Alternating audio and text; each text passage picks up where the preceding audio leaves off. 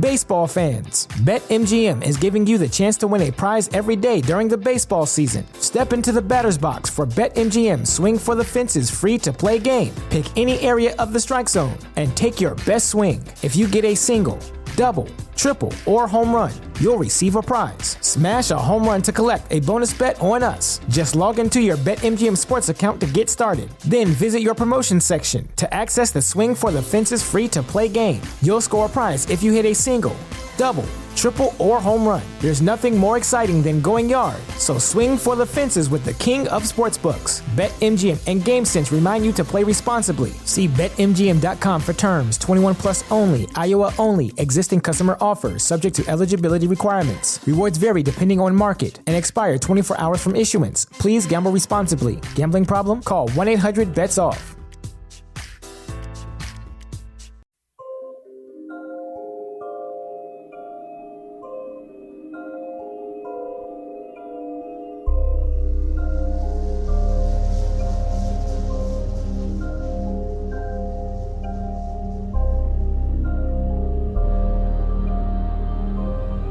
Native American people, known as the Utes, long have told the legend of skinwalkers. Men and women who held the power to change their shape from human to beast and had many other supernatural abilities. The Utes held the strong belief that there were doorways with which one could connect with the spirit world beyond. One of these doorways was said to have been on a piece of land in western Utah that had been cursed by the Apache and was forbidden to be tread upon by the Ute people to this very day. Apparently, a centuries-old curse did not concern cattle ranchers when they built a 480-acre ranch on that very piece of land. When the Sherman family bought the ranch in 1994, it would begin the tale of what is believed to be one of North America's most active sites for the paranormal. The ranch itself and the surrounding area have been the setting for countless reports of strange occurrences, UFOs, strange creatures roaming the hillsides, and mysterious apparitions on the property and even inside the ranch house itself. So, put on your 10-gallon tinfoil hats and join Braden, Zell, and Dan as they saddle up and ride out to Skinwalker Ranch.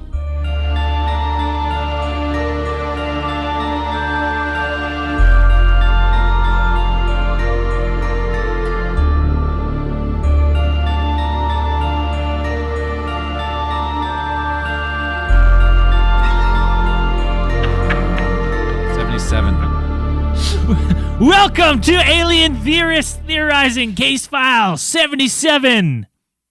Ranch. Not Hidden the Valley Ranch. I'm Braden. I like Thousand Island, if I'm being honest. Fuck Thousand Island. I'm Zell. I'm Dan. Well, Skinwalker Ranch. Ranches. Ranch. Yes, one of our, I think that's one of the most popular requests from our listeners. Well, it is. Which it should be, because it's super freaking weird. It's regarded as the most supernatural place on Earth, some people say. Yeah, just about it. Yeah. I think in a lot of circles it is. It is the most paranormal place on Earth. Or best researched or most researched. It's definitely one of the most public now because of like the books and stuff that have been written about it. Tons of movies. I've watched at least 2 movies about it, and they're terrible, but I watch them. Watch them anyway. I'll watch bad movies. It's my weakness. I'll watch fucking bad movies all day. There's nothing wrong with a bad movie. Mm-mm. Do you want to do any space news? Space news! Damn.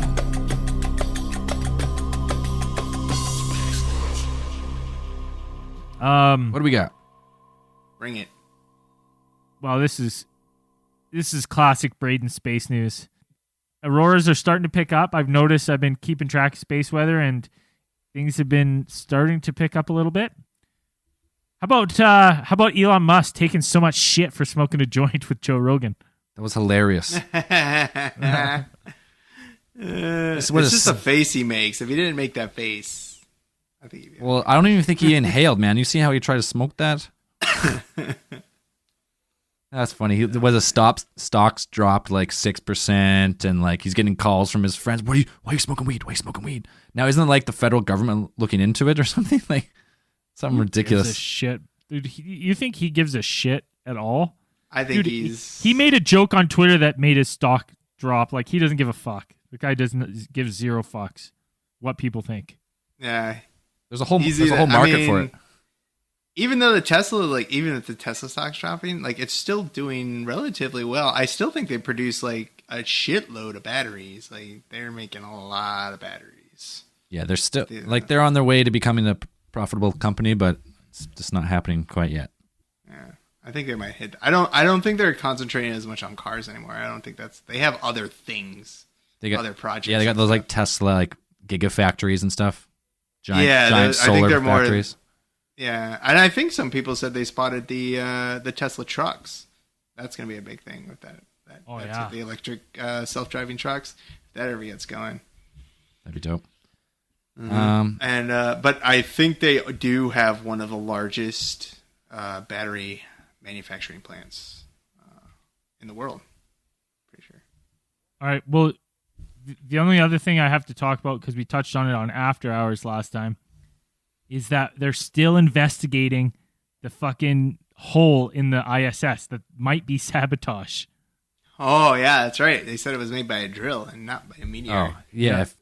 We looked at the picture, 100% by a drill. You can see where they were started to drill, and the drill got off on them. Yeah. It's insane. And let me tell you something. There's no way that flew up like that and covered, because if it was covered, it wouldn't have like sucked whatever was covering it through. If that got into space, it would have been like the worst safety check. Like it's so obvious. It's so noticeable. It's great. It's actually fucking. So my theory was someone's going stir crazy up there and did that on purpose to try and get out, trying to evacuate. Yeah, fuck. I still can't believe. Like I'm looking at. I'm like, imagine being up there and you're like looking at three other guys and you're like, Jesus. No, everyone's saying they didn't do it. Someone here fucking did it. We'll keep monitoring that as it goes. Hopefully it's not as sinister as it seems. Yeah. And someone's up there not fucking with our space station. Yeah, that would suck. Why would you if you sabotage a space station, you're on there too. Like you're not going anywhere. Yeah, exactly.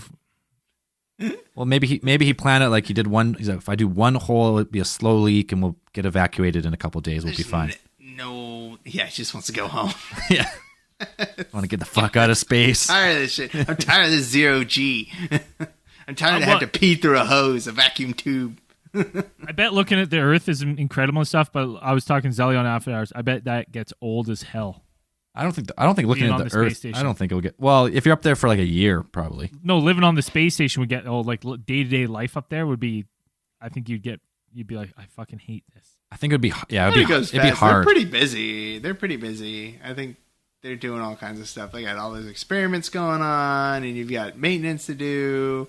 Because it's maintenance that it's like it's not like on a ship, which is like doing maintenance on a ship sucks, and it's but doing it on a space station where it's like, oh, if we don't do this maintenance, we might die in a week. Yeah. No, if I get put in space, I'm not complaining. 100%. No, man. Until I get down, I'm like, fuck, that last few days, man. I almost wanted to drill through the side of the hull. Anyone got any other space news? I got one little piece here. A bonus for private space travel. China startups OneSpace and iSpace both succeeded with suborbital launches just last week. So that's two more private space companies able to get to at least suborbit, or I think up to 500 kilometers. This is as far as they can go so far. Pretty dope. That's pretty sweet. Peace. That's all I got. Going to space. Pretty slow week for space news. It has been.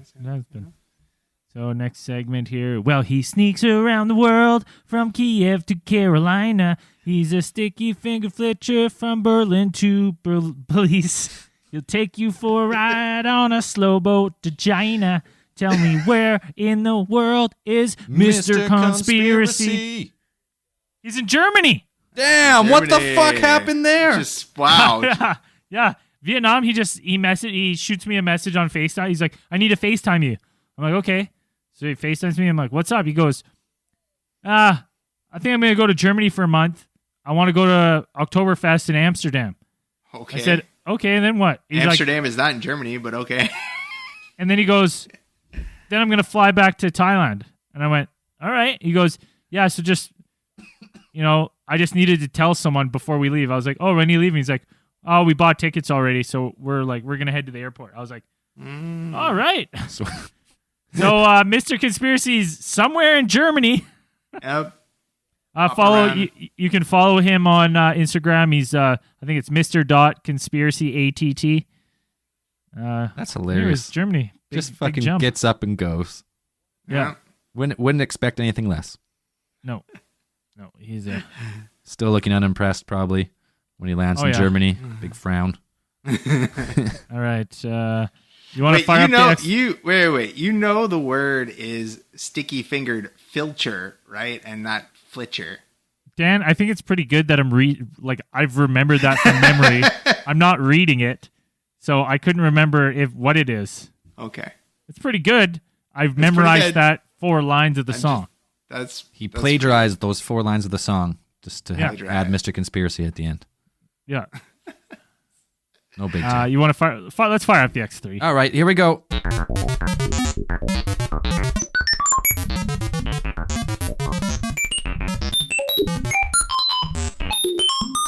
Strange creatures.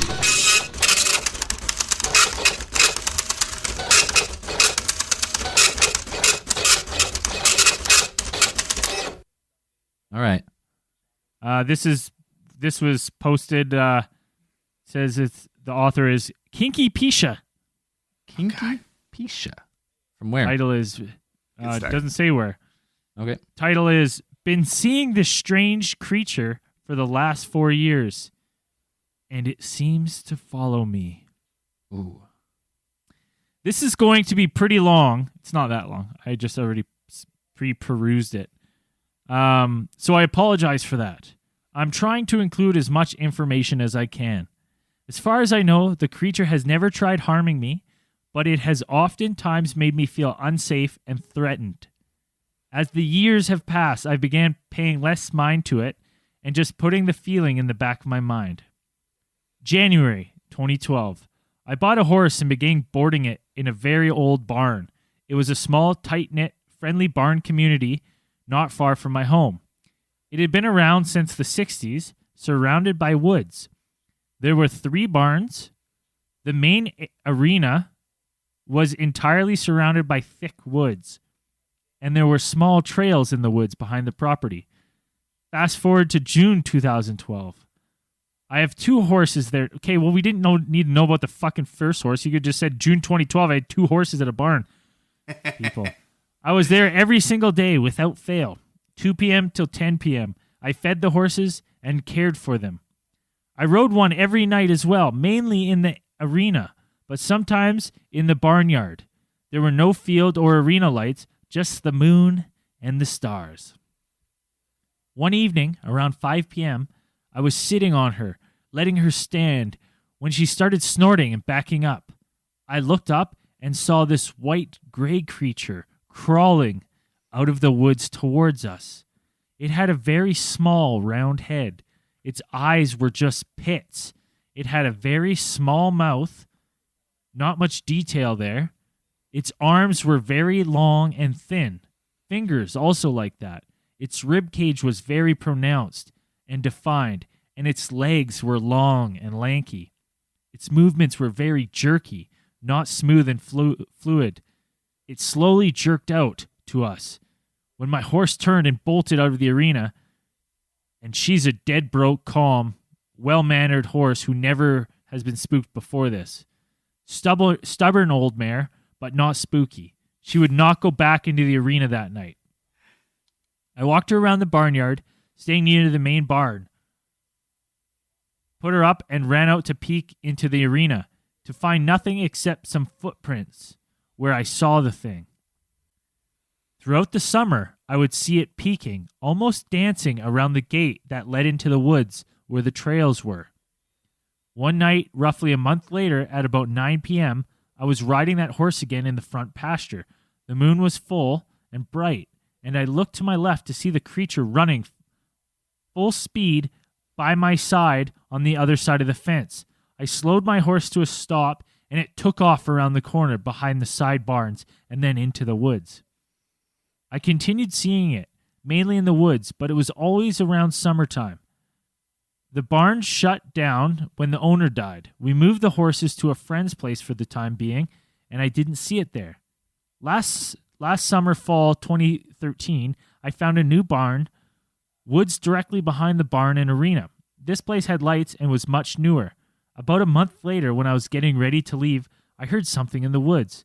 I looked down the barn aisle into the woods and saw the creature running down the road into the woods. I saw it much less frequently for a while, until later in the fall of 2014. I began seeing it in the back pasture woods. It darted in and out of the tree lines. I saw a second one sitting in the neighbor's yard. It would sit in the same spot every day and just watch me ride. I started taking pictures, which are very poor and crappy, and sent them to a friend who claimed he and some others had seen it as well. Kept seeing it occasionally, but from much greater distance than the first barn. I went with this barn owner to another farm to get some stuff when I saw a very, very large version of this creature run out of the woods, right behind a tree I was 10 feet from, while I was alone by the trailer.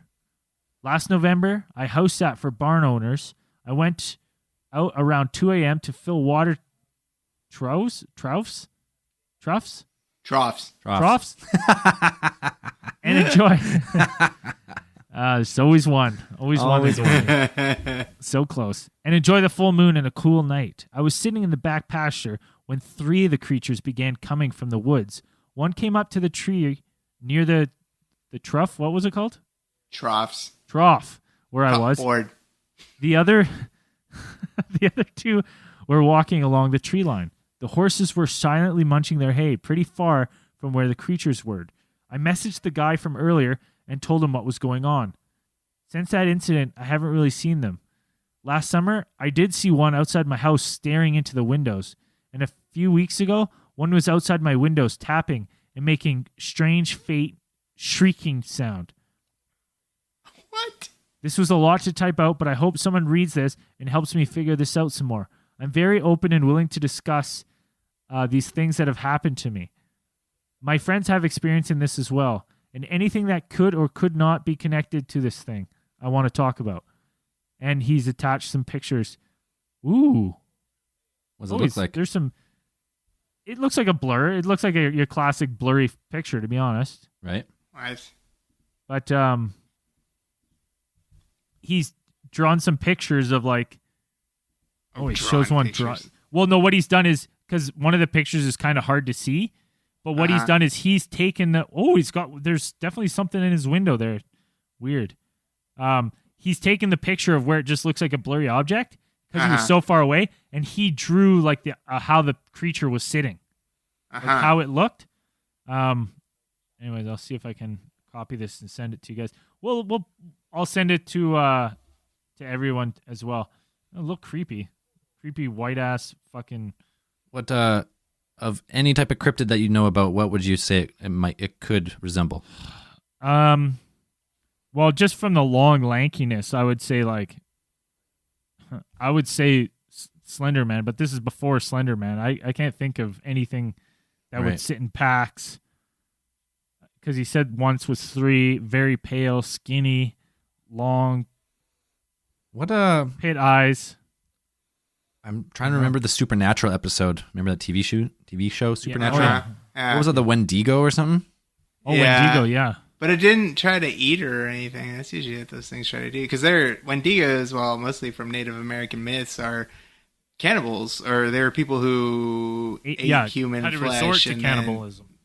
Or try to intentionally, and then get the craving, and then they just keep eating people. But usually, they usually try and eat people. But that didn't seem it was trying to eat her. Oh, that whole point in the story where she's like, I was riding a horse, and then it was running right next to me, and then I stopped the horse. I would not have stopped that horse. No, fuck that. that. I'm out of there. I'm I out. would have kept going.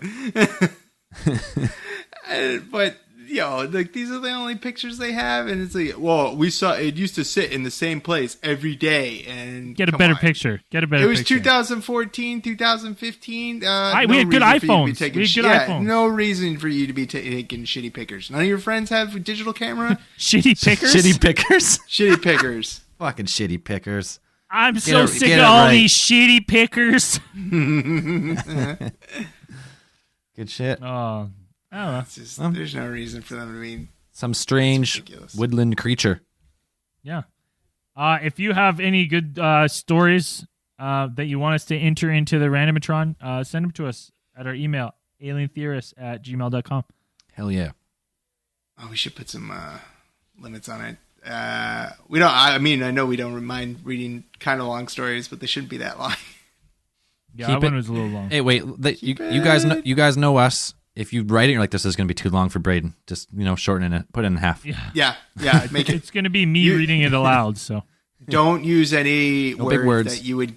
Yeah, no That $10 you- words like Yeah. like cup, board, and troves or whatever. It is. Troves. Keep it $2 words and less. Or if it's a tough word, make sure in brackets spell it phonetically after for me. Yeah, Yes. give the phonetic spelling, There please. you go. That's funny. All right. Well, let's get into some Skinwalker Ranch. One of the most requested case files we've had. We've only really talked briefly about it on 1 Power Hour, I think. That's it. Yeah. The most paranormal place in the world, some say. With some It's a lot I of got names attached. I got to do limited research on this one just due to some time constraints this weekend. But I like even the stuff I found. I was like, oh well, that's fucking weird. I was like, and terribly creepy. The weird stuff starts like the weird paranormal stuff, and then it shifts into some conspiracy stuff afterwards, which Yes. is pretty great. Yeah, it does. And So, the conspiracy stuff has got a couple names that you're going to find quite familiar. Okay, so this area where the Skinwalker Ranch is located is in the western part of Utah.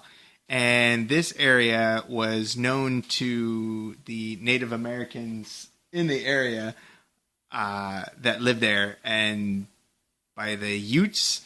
And the Utes and the Navajo apparently were not the best of friends. And the Utes that lived in the area thought that the area became cursed after the Navajo put some bad juju on it. So Utes won't even touch that area. They won't even go in there. If you're part of the Ute tribe, it's famous. That area is famous for being cursed. Now, the ranch that had been there was bought in 1994 by the Sherman family, and that was Gwen and Terry Sherman, and they had 2 kids. And they purchased the ranch with the idea that they were going to start a cattle ranch. Before this, the ranch hadn't been occupied for almost 7 years, I believe, is what the realtor told them. So the Shermans moved into the ranch, and they found a lot of very not normal stuff. And I don't know why you wouldn't have known about this stuff before you moved in. Yeah. Yeah, before you bought it, you walk through it and hey, that's kind of weird. What's up with that? And ask some, very pointed questions about it. But anyways, they found large metal stakes with chains, which looked like they were most likely used to keep large animals near the house. Like you would chain up a dog, like a large dog or something like that. They found many of the doors inside and outside the house itself. They had padlocks bolted to them. And that stuff would, it would start triggering some alarms, but they didn't seem to mind it. They just thought it was just a little bit strange, but didn't stop them from moving all their stuff in. So the weird stuff started happening right off the bat, pretty much. The day the family moved in, this is probably the first story, the first weird occurrence, I think, is the best. Well known? Well known or best described because the family described it firsthand. It's not from anybody else, it's from them. So anyways, when they moved in, the family spotted a large wolf that actually came towards them from out in one of the fields, and they said this was a large wolf. Dire wolf. They a dire wolf, I guess. They estimated its weight at about 200 pounds. The average weight for a North American wolf is around, I believe, 79 to like 90 pounds. And like 90 pounds is like a well-fed wolf, I think. But 200 pounds is huge. I mean, they can get that's up almost to one full Braden. Yeah. Running around. That's a half a Braden. That's a half of Braden. Wait, Braden, wait. Yeah, No, so they can get up. They can get up to 179 pounds, but I don't think they don't usually get any bigger than that. But 200 pounds, that's huge. So anyways. Speaking of giant wolves, just like how fucking big wolves can get, there's that, you can YouTube that video around of those people caught a wolf on camera chasing a German Shepherd. Yeah, I've seen that. And that's freaking huge. It is fucking enormous, man. It's the biggest wolf I've ever seen in my life. And, you know, I would reckon that thing's getting close to 200 pounds as well. Man, those timber wolves It's and those pretty gray big. wolves and shit, like northern Canada, like Alaska and stuff, like 175, 190 pounds for males, like, is not uncommon for some of those wolves. Like, they're massive. But I don't know. This is Utah's different breed of wolves, probably so, but they can get I pretty imagine that'd big. be smaller. I imagine you know? that's a fucking huge wolf for down there, but I'm saying like Yeah.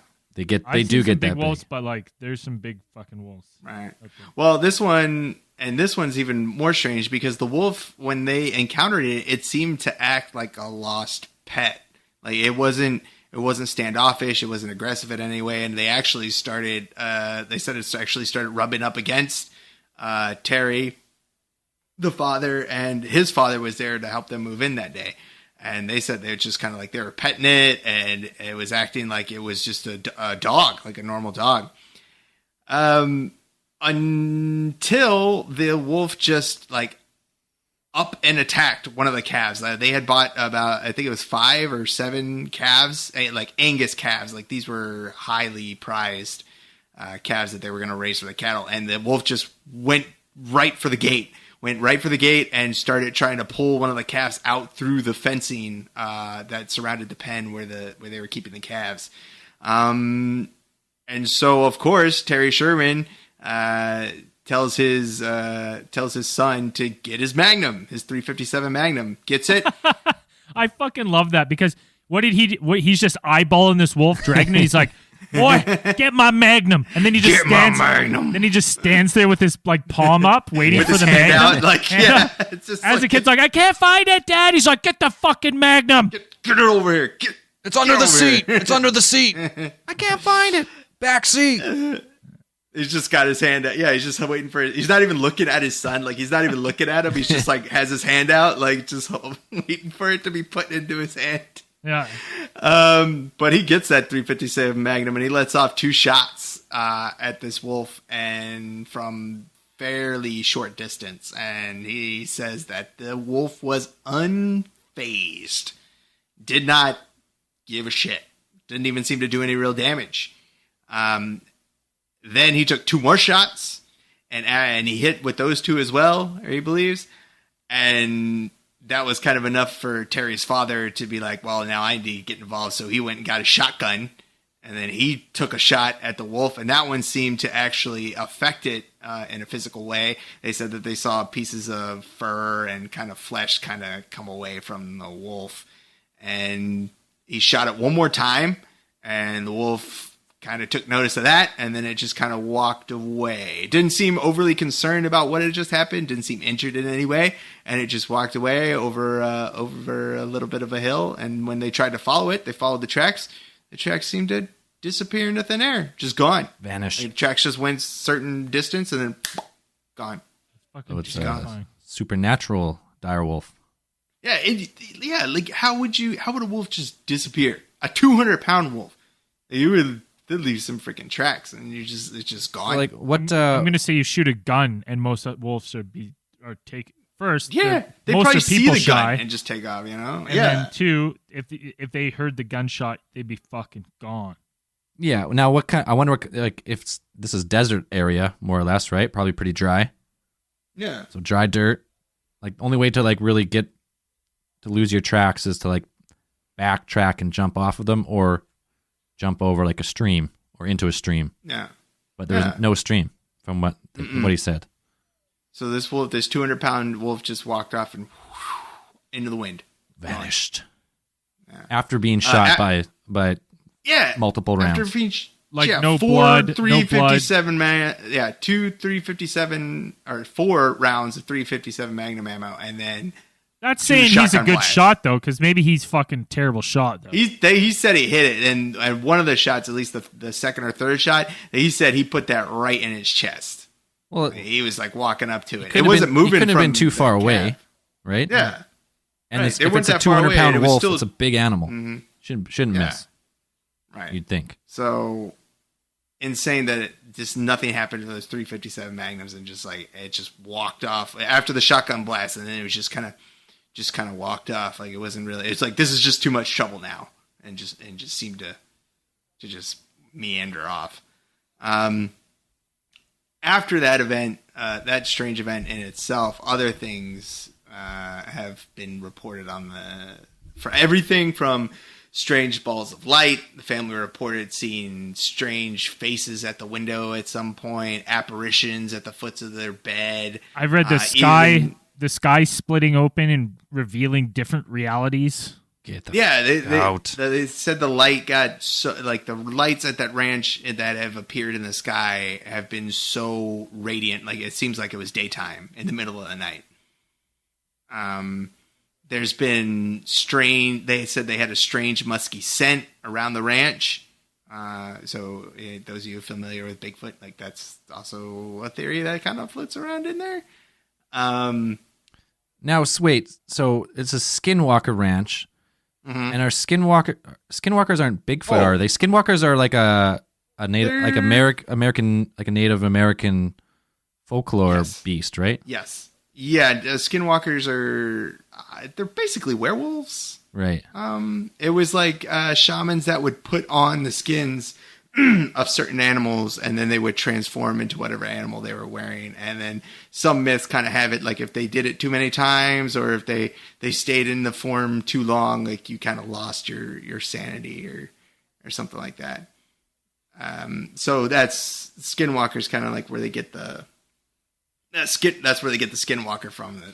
The Native Americans in the area believe that there are skinwalkers that live around that area, and even some Native American shamans in the area have said that this area it has like a portal or a veil or something, that there's a kind of window into the spirit realm that exists on that ranch. So this is why you get all these strange apparitions and occurrences. Right.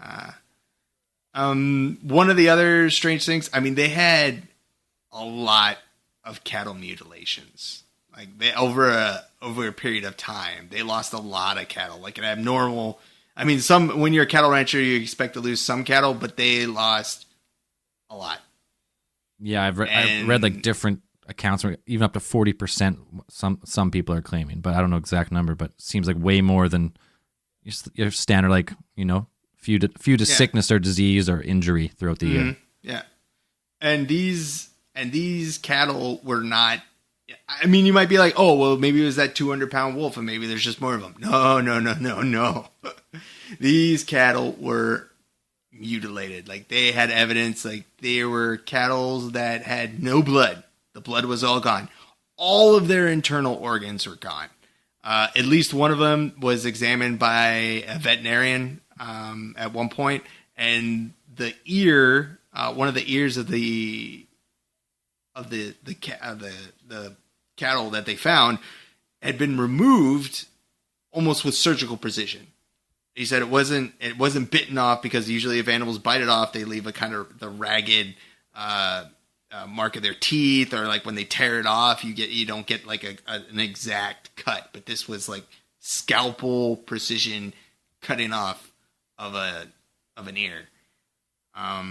Parts of the face are gone. I mean, they have pictures up from Skinwalker Ranch, and it's just these things were not eaten by Yeah, predators or something like that. I'm looking at a couple of the pictures, and you're just like, it's super weird looking. Like some of them, the eye, and not just where the eye was, but like where like the eye socket would be, is just like completely hollowed in a perfect circle, and then like half the skin looks like it just disappeared to bone. Yeah. They had at least one where, I think that's probably the picture of the one that they said the eye had been removed. Yeah. It didn't look like it had been eaten out. It's just these really strange cattle mutilations going on. And then it gets even weirder. So they have these balls of light, which were a pretty regular appearance. And the Sherman family had dogs. They had at least three dogs. And these dogs, over the period of time that the family lived, at least from 94 to 90, probably 97 when they moved out. No, 96. Within the time that they lived there, they said the dogs became more and more fearful over time. Like there was one point where the dogs wouldn't even leave their dog houses, which were outside. The dogs wouldn't leave, refused, wouldn't even come out for food or water. And then at one point, late one night, Terry Sherman came out and he saw the dogs chasing what looked to be like an orb of light, going around the ranch, around the property. And he encouraged the dogs to go chase the ball of light. So the dogs ended up chasing after this ball of light until it was gone over a ridge, over a hill. And the dogs went with it, and then the dogs kind of disappeared. And later, Terry said that he heard what was the distinctive sound of those dogs yelping in distress.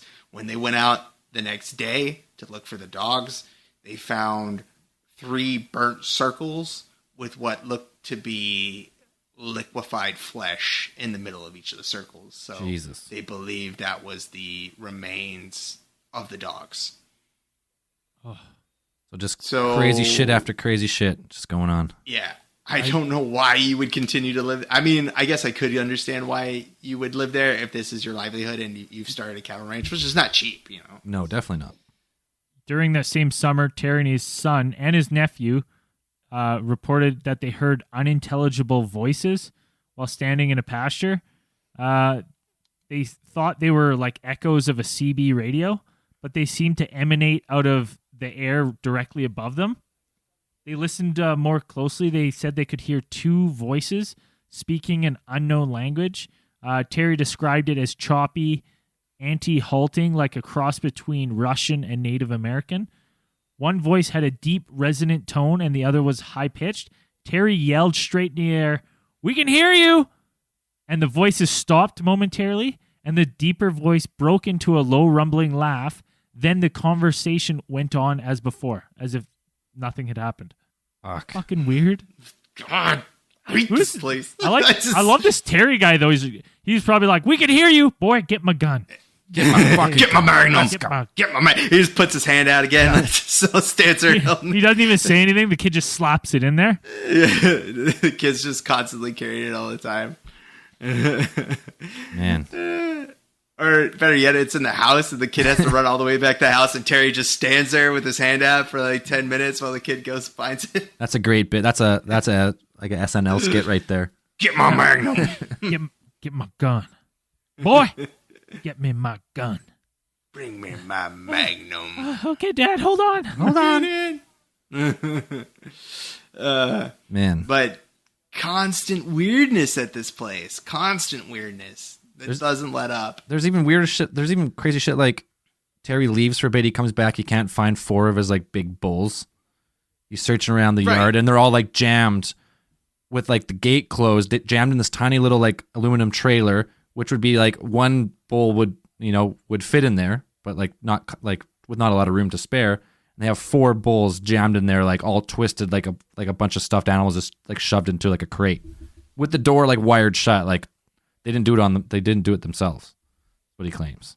And that's like you so can't much put weird them all shit in like there. that. How would you don't bulls don't just like run into a trailer and just like get all shoved up in there? It doesn't happen. Yeah, you get one in, like the bull is like it's trained, it's used to doing it, goes in the trailer, whatever, it gets moved. It doesn't. You don't get one and then it lets another one climb on top, and then another one shove its way in, and then another one like jump over them and like just jam itself against the window, and then kick the door closed on themselves. That kind of weird shit. And then Gwen reported that she even had some poltergeist activity, which was actually not unusual. No, it was kind of a regular occurrence. But she remembers specifically a time where she came home with groceries and she set them out. She put the bags down on the counter, and then she was taking the bags out, and she turned around to go do something, and then she came immediately turned back, not gone too long, or somebody couldn't have just done this. But when she came back, all of the groceries were back in the bags. Weird. That's straight out of. I mean, that's stuff straight out of the fucking poltergeist. Terrifying. How they lasted as long as they did. Yeah, I don't know how you would stay there for so long. It's just like I don't know. So you got like supernatural werewolves. You got UFOs. You got missing dogs. You got all this shit. And then like, we're just trying to raise cattle, and then like a bunch of your cattle goes missing, and then is drained of blood. And like the cattle mutilations, that's another case file that we've been requested a lot on, because all over like the American, like they call it the UFO highway, like this big strip across the states where there's like over 10,000 animals have been mutilated over the last 50 years. And a lot of times, sometimes it can be accounted for by like, psychopaths murdering animals, right? But you can tell when a human does it, especially someone who doesn't have like any surgical skill. There's always footprints around or tire marks or whatever. But like just like on Skinwalker Ranch or the Sherman Ranch, the thing is mutilated, drained of blood, ears ripped off, lips ripped off, all fucked up, no tire tracks or footprints or like any evidence of someone who was there like fucking with it. And then all across the states, the same fucking thing. It's weird. I don't know. That shit's weird. And then, so Terry and Gwen finally have had it. Well, they actually were still planning on living there, but then they were approached by none other than Robert Bigelow, who is a hotel billionaire.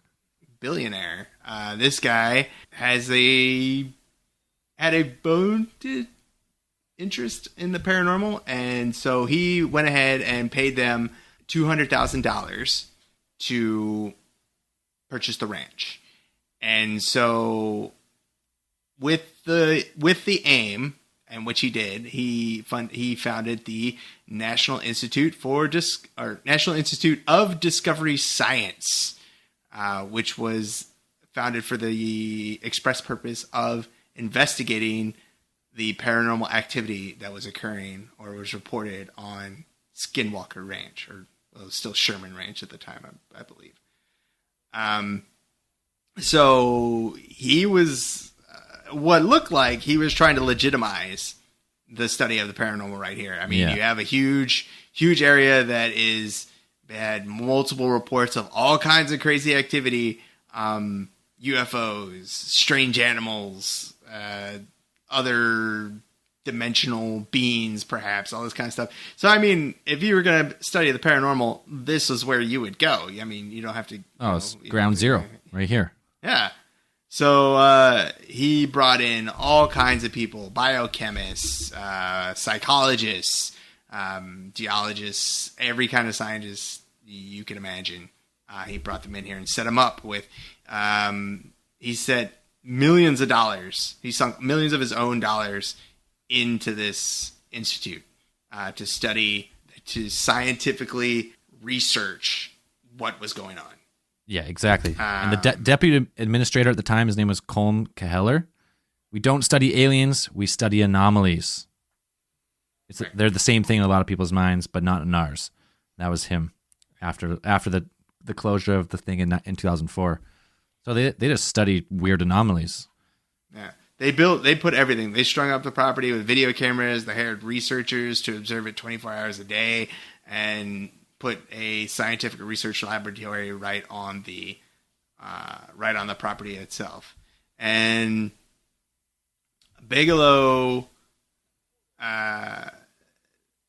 even had an interview where he believed or at least his grandparents first saw a UFO in 1947, and that kind of made him a believer, and made him fascinated with the paranormal after hearing about these kinds of things going on. He stated on like on public television that he believes like wholeheartedly that aliens are here or have been here before.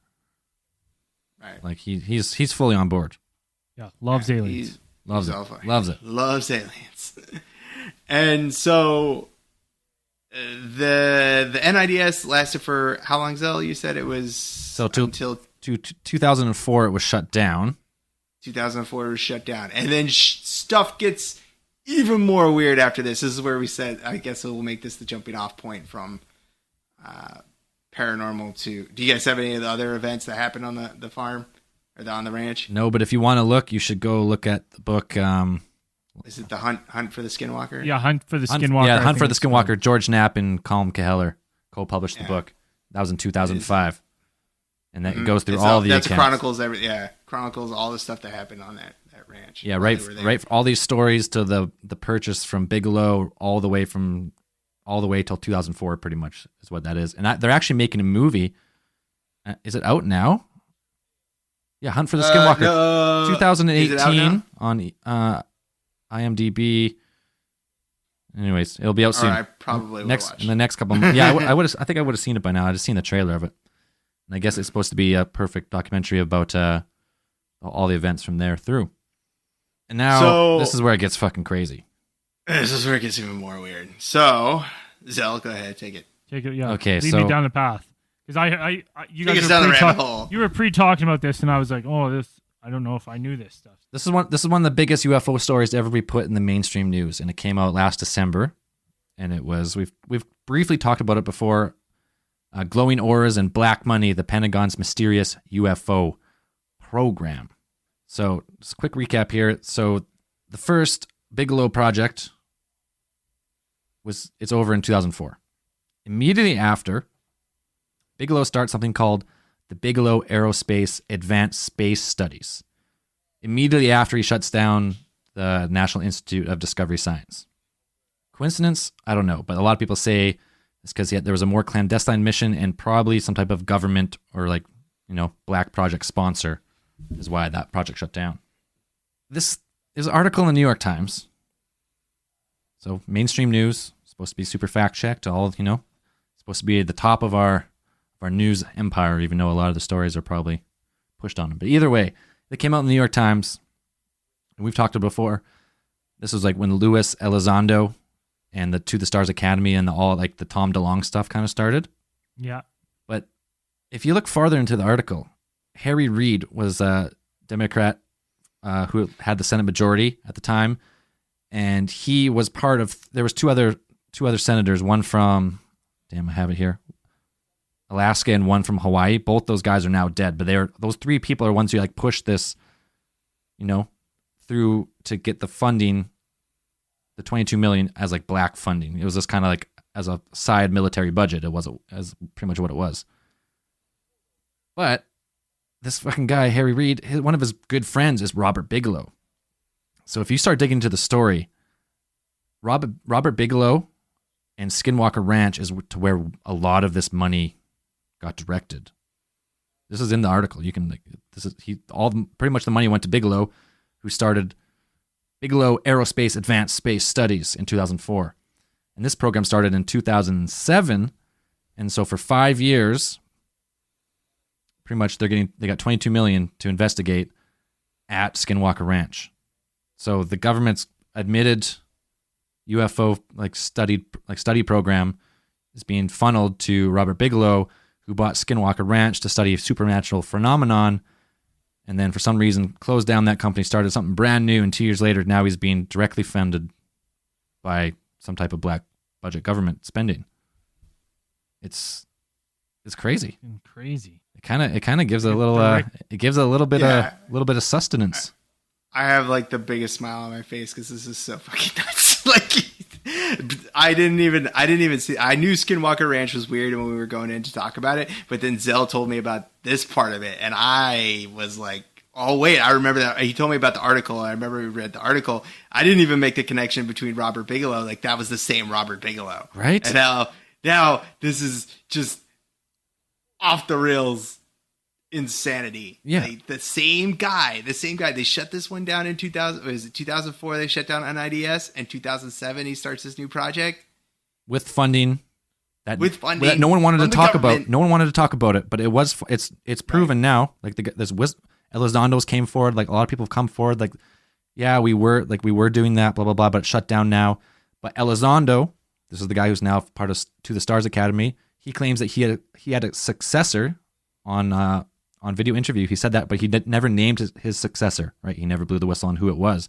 And he's claiming that the program is still going. They just missed newly allocated the funds to not say it's like a UFO project anymore, pretty much. Right. It's so cool to think about this, that maybe they did find something now. But the thing They would have about had to the find Skinwalker something. right? Or- But the thing about Skinwalker Ranch is that it's changed hands even more now. And it used to be NIDS, but once they shut that down, then I'm pretty sure it changed hands into government hands. Like I think either like the DOD or somebody else. It's I think it's government. It was government owned for like a second until now. It's owned by. Okay, in April 2016, the ranch was purchased. This is the story you can find. It's on Bloomberg, which is a business magazine. Like you can find any executives or any publicly traded company on this website, Bloomberg. It's bought by something called Adamantium Holdings Incorporated. Adamantium. No joke. Adamantium, like I had private to ask company. Sel multiple times to confirm this. Adamantium, the fictional metal from Marvel, not adamantine, the actual mineral. It's adamantium. And key executives for Adamantium Holdings. Adamantium Holdings does not have any key executives recorded. Like It's a private ghost company. ghost company, probably owned by the government. Okay. It's crazy. I'm going back. I'm not finished. I'm like halfway through this article now. Yeah. Okay, so John Glenn, right, former astronaut. He was one of those people who was an advocate for like investigating UFOs. And Mr. Reed, Harry Reid, the guy who started this program, quoted as saying he talked to John Glenn a number of years before, and he pretty much said that John Glenn said the government should be taking UFOs more seriously and should be talking to military service members, particularly pilots who had reported seeing aircraft they could not identify or explain. Because I guess, John Glenn was one of those guys. And so, like, Mr. Reed's talking to, like, John Glenn. He is in the shit. Robert Bigelow owns these companies who are investigating what they quote as saying beyond next generation technology. So beyond whatever we are trying to develop now, be even beyond that. Right? It's crazy. And Ted Stevens, before he died, was quoted as saying, I've been waiting to do this since I was in the Air Force, because I guess he was chased by a UFO when he was in the Air Force, like 40 years before this. So he, like, all these guys are saying, like, it's the greatest thing they've done as part of government, because no one's ever done it before, to actually, like, push this through, like, the floor and have it actually, like, be a program. Yeah, I know we talked about it multiple times, that it's like astronauts and military pilots, like, they see UFOs and they immediately can't say anything. They know if they say anything or they report it, like, you'll be grounded. Like, there'll be no question about it. You'll be grounded. Either they think you're crazy, or even they're probably afraid of what would happen. I mean, they've heard stories.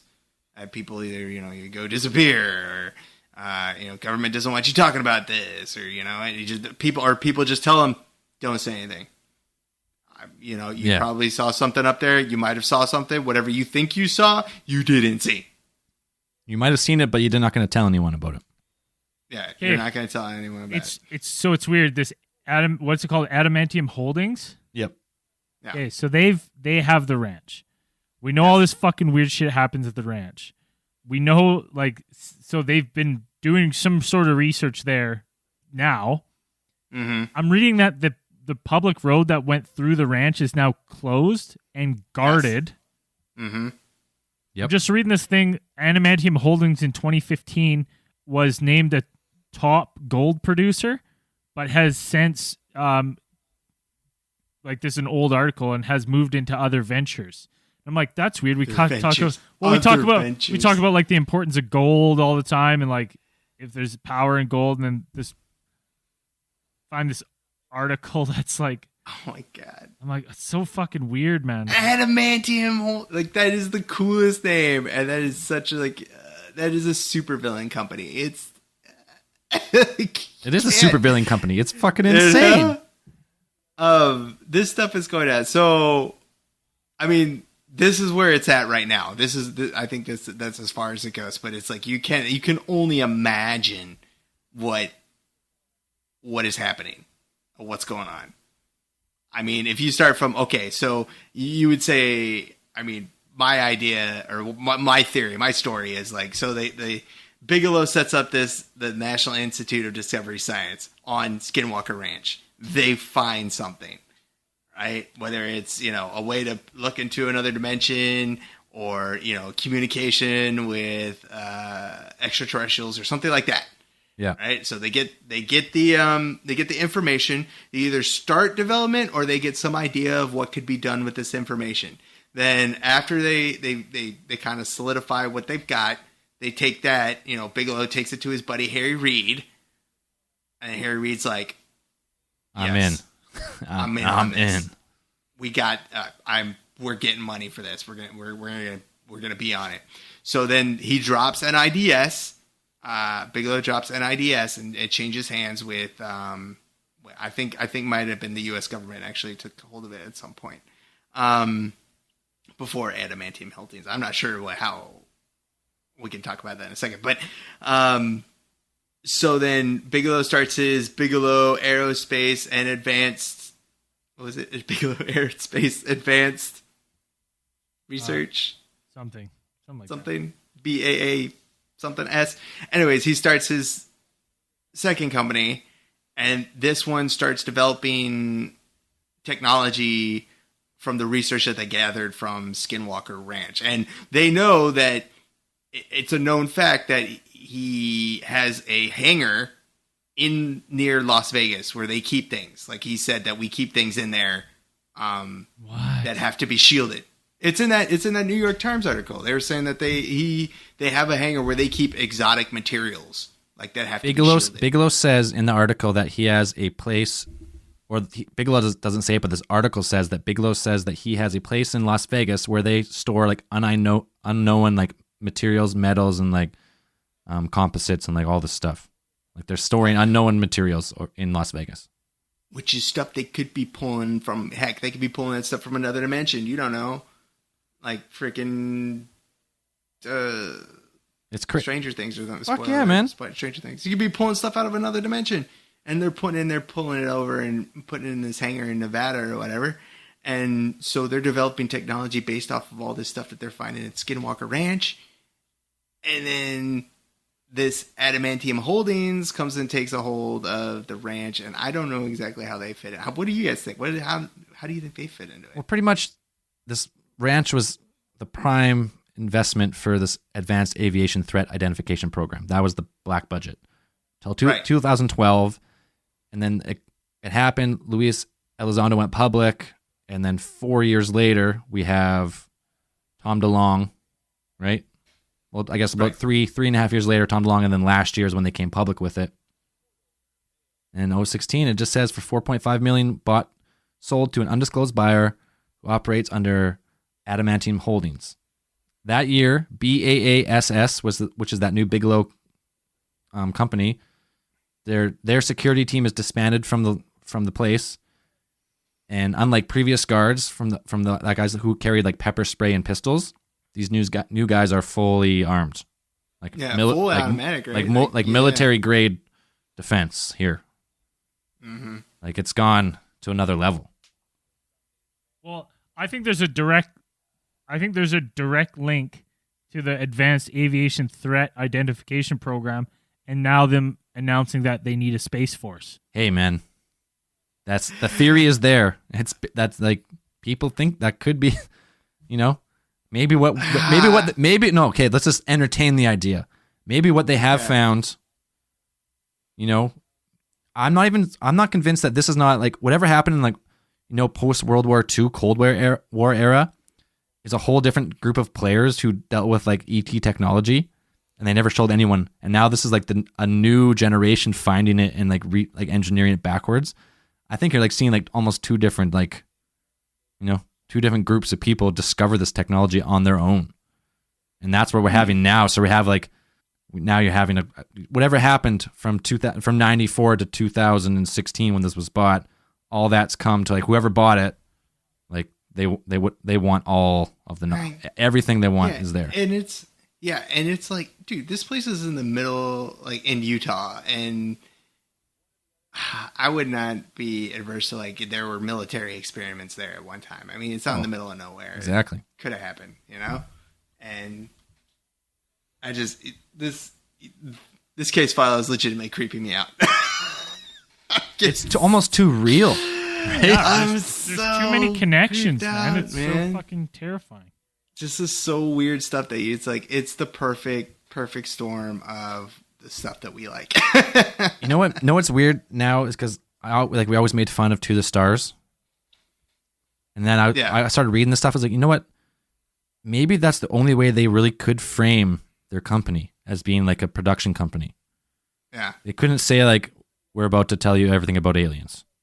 All right, because if Luis Elizondo is part of To the Stars, and you have all those other guys who are like, ex JPL engineers and Skunkworks guys, and all these guys, and they're all connected to Robert Bigelow, and Robert Bigelow is connected to Harry Reid, who got money from the United States government to investigate UFOs at this ranch, which then the UFO or the government went in under a new name, under Bigelow's company, and invested all this money, and then has now been bought by another like shadow company.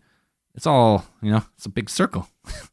everything, they're all kind of talking the same stuff, but where Tom DeLonge comes along, he kind of like, yeah, $100,000 for me. We're making documentaries about future technology, right? And that's like, almost makes me think that that's almost that they had to start that way.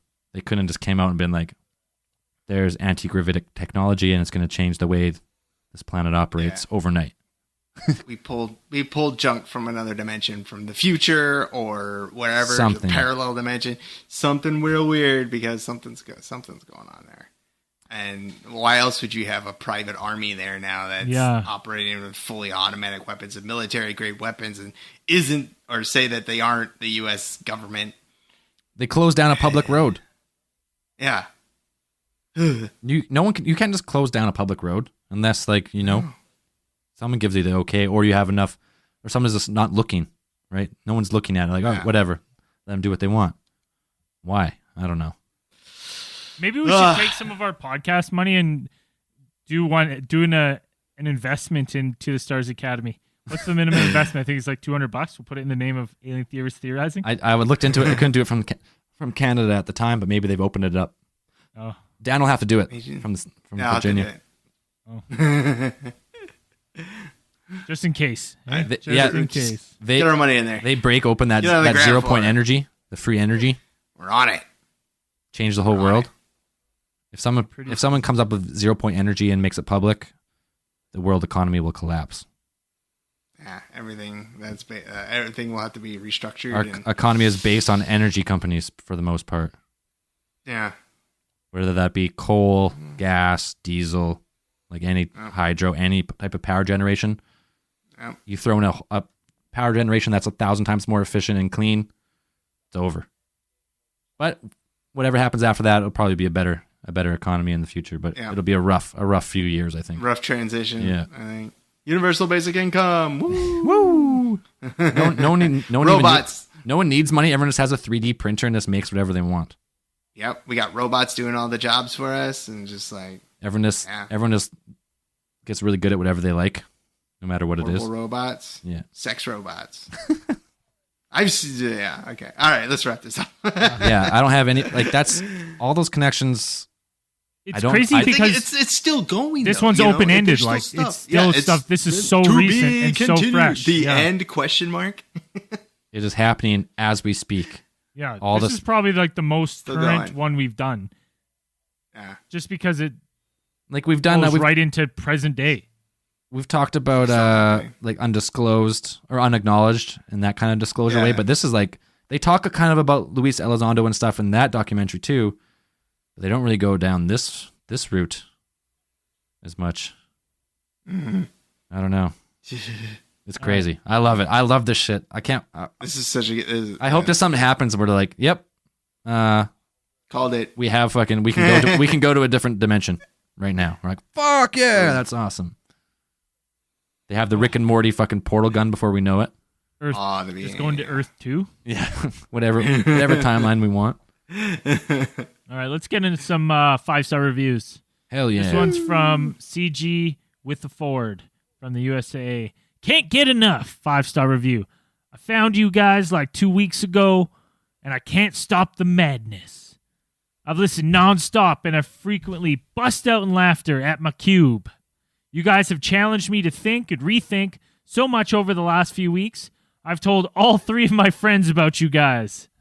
Way to go. Thank you. Hell yeah. This one's from appreciate Kestopia from Canada. I must listen. 5-star. These guys bring a great spin to this paranormal podcast. Their podcast delve deep into conspiracies and things unknown. Found myself learning things I never knew before and found myself actually laughing out loud. Plus, I got to support my Canadian brothers. Hell yeah. And If that's not what your voice really sounds like, we're sorry. this, It's how Braden reads it. why that was just my normal voice. That's what I'm saying. I'm like, you had a different voice through the other one. Oh, did I? Oh, yeah. If that's what you guys don't sound like, we're sorry. Okay, sorry. Awesome podcast from Noob Sabot Wins from the USA. How was this American say? Glad that this was the first podcast that popped up when I typed alien.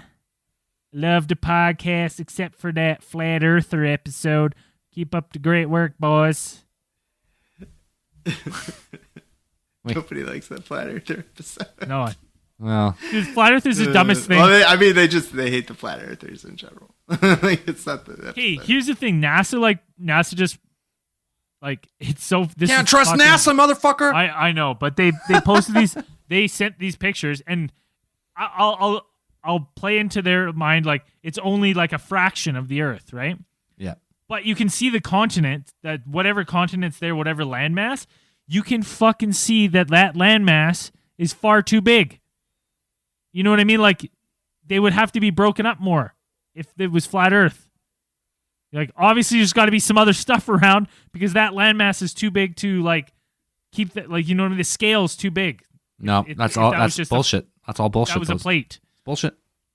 Oh yeah, fucking NASA, yeah. It's bullshit, man. All that shit is bullshit. I'm gonna read one review here from Facebook. I felt it was. Oh wait, it's from Marcus Harcourt Danes. I felt it was only proper to get fully caught up on the podcast before I left a review. This podcast is awesome. I found it on my podcast app a month or 2 ago and haven't stopped listening since. The topics are interesting and the boys are hilarious. Thanks, guys. Thank you. Nice. There's so many there's too many. I can't read them all. Sorry, everyone. We'll get to them eventually. Who's Zell's prolapser of the week? Got it right here. Her name is Caitlin Odom. She messaged us fangirling all over the place, and we're like, listen, we're not famous. You got to stop.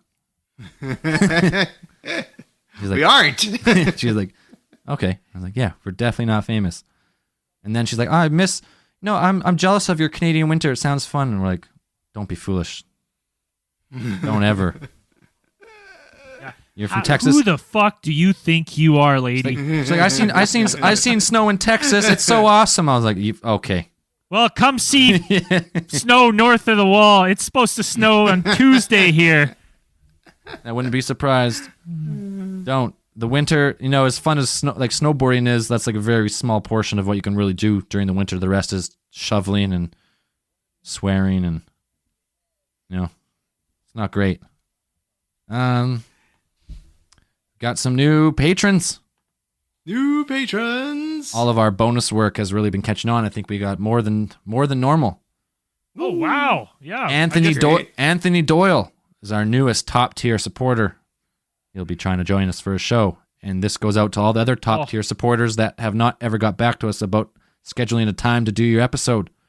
Hey, let's go. Get on that. Let's go, boys. Schedule it. So if you tell us when you can do it, we'll do it. We got 3 other guys now, including Anthony, who need to get on a case file. So message us, email us, wherever you can message us. Just say you're from Patreon. We'll figure it out. We got Janelle Clark, Joseph Rip, Mr. Zeitgeist, Adam Jamie went up 1-3. Just Austin, Brian Hubbard is a $25 supporter. Ron Pond approved. You're the man. Scott bud. Stolka. Yeah, bud. Thanks a lot. Scott Piskulka, Richard Montano, and I think that's it. If I missed you, let me know, and I'll read you on the next one, because sometimes the list gets cut off, and I don't know why. Where's their new Patreon $50 Patreon guy from? Is he from Australia again? I know Australia seems to be the champions of life here on the $50 supporters. I know, but they're also the hardest to get on. Yeah, they're also like when we're trying to record, they're sleeping. So yeah, I don't think it doesn't say. Just set your alarms. Maybe next Sunday we'll do a Sunday morning. Get someone on. If we do Sunday morning, that's like Monday night. No, it's Sunday night. Sunday night. Yeah. No, there's 16 hours the day ahead. Oh, really? Something like that. Something crazy. So we'd have to do like Sunday at like 1. Thailand's like 12 hours ahead. No, I think Thailand's more than 12. No, it's 12 or 13, like depending on our... it's 13 for me. Oh, he's from 12. Anthony Doyle is from... Doesn't matter where you are. We appreciate the support. Thank you. Yeah. Oh, what were you going to... Oh, yeah. Maybe we should set a Patreon goal for our next D&D episode. I know they keep... People keep asking for it. I see people actually asking for it sometimes. I'm like, that's crazy.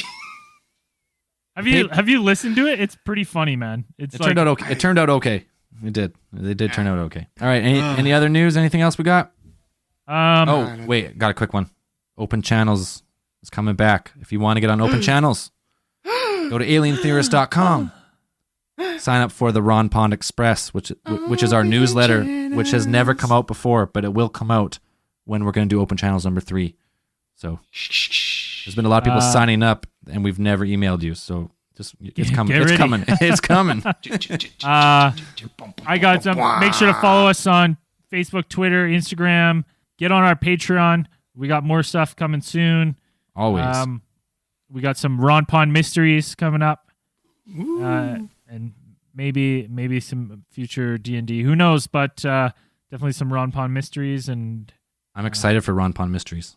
It's gonna be good. It's gonna be. I've got all the groundwork of. I know how we're gonna do it. So, anyways, like I always say at the end of these, keep those eyes on the skies. Peace.